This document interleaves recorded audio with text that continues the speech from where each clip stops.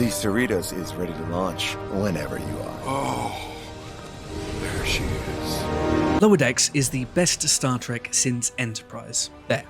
I said it. It's better than Discovery. It's way better than whatever Picard was. Perfectly sinister. It's better even than JJ's Kelvin Universe movies that breathed new life into the franchise over a decade ago. I know what you're thinking.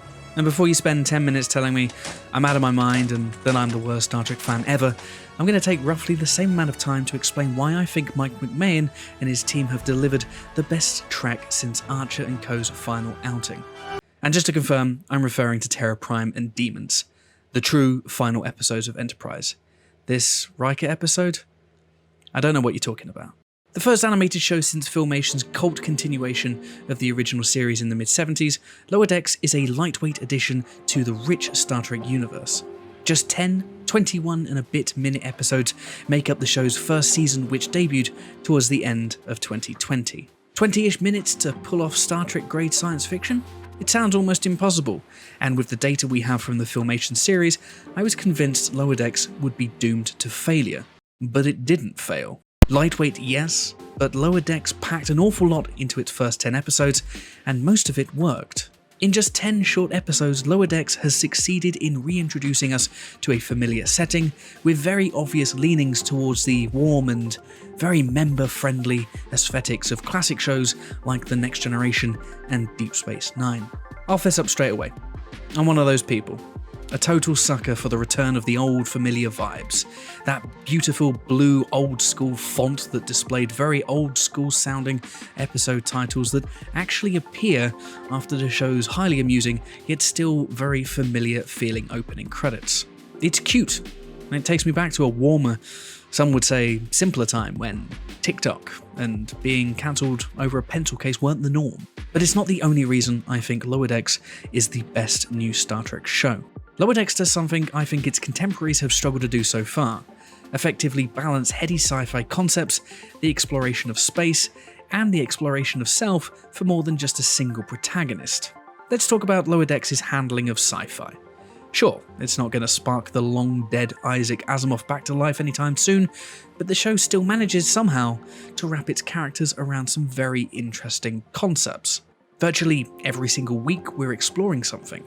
From strange new alien civilizations, milk spiders, brain parasites, and mysterious phenomena that transform spaceships, to name just a few of Season 1's concepts. These ideas aren't exactly new, and part of the joke/appeal of Lower Decks is in its leaning on familiar tropes, but there has always been this feeling that the people behind the show are more than capable of actually taking us where no one has gone before. And that's something Discovery, Picard, and the Kelvin universe just can't claim. Not right now, anyway. We have the cool shit, the exotic vistas and dazzling technology, but this ain't the motion picture, so put your dentist uniform away. Lower Decks also packs plenty of human adventure with a well-rounded and brilliantly developed cast of characters. And this, for me, is Lower Decks' greatest triumph. Without getting too up in Discovery's face here, I want you to take a second to think about that show's supporting characters. For some fans, it's taken almost 3 years for us to even know their names, let alone character traits, goals, hopes and fears.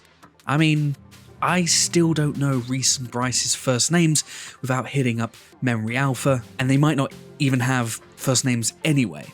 3 years, 41 episodes in, and I still don't know jack shit about the people who make Discovery go.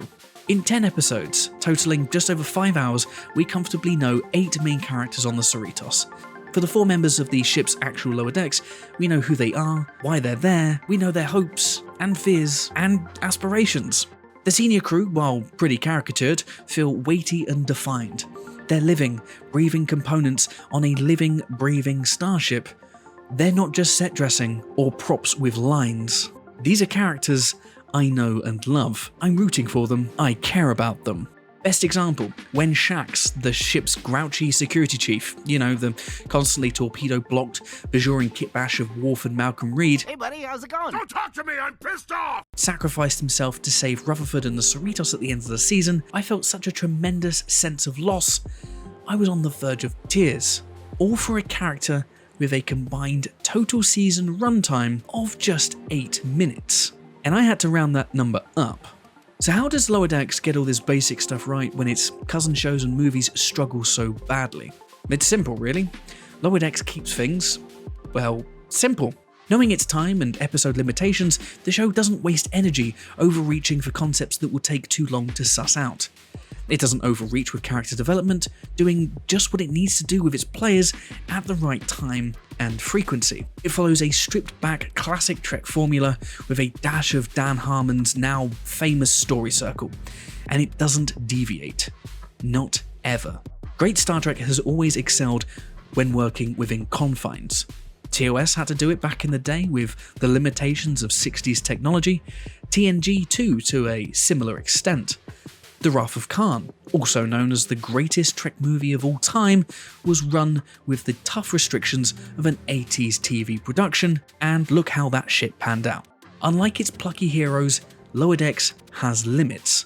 So, Mike McMain and his team have worked within those limits, leaning not on mystery boxes and gimmicks, but rather their knowledge as fans, delivering a scaled down, back to basics Trek show that just wants to tell interesting stories and have a good time. It's not perfect. Lower Decks wasn't exactly rupturing my organs through sustained bouts of belly laughs. I do think the show might struggle to find an audience due to many of its best jokes requiring a near encyclopedic knowledge of the universe. I do also think the show could one day fall into the same trappings of Rick and Morty, another brilliant show that's kind of gone up its own arse a bit in recent years. But for now, the show's first season, a first run which is finally now available to stream internationally, remains for me easily the best Star Trek we've had hit our screens in almost 2 decades, and maybe even the greatest first run of any Trek since the very beginning.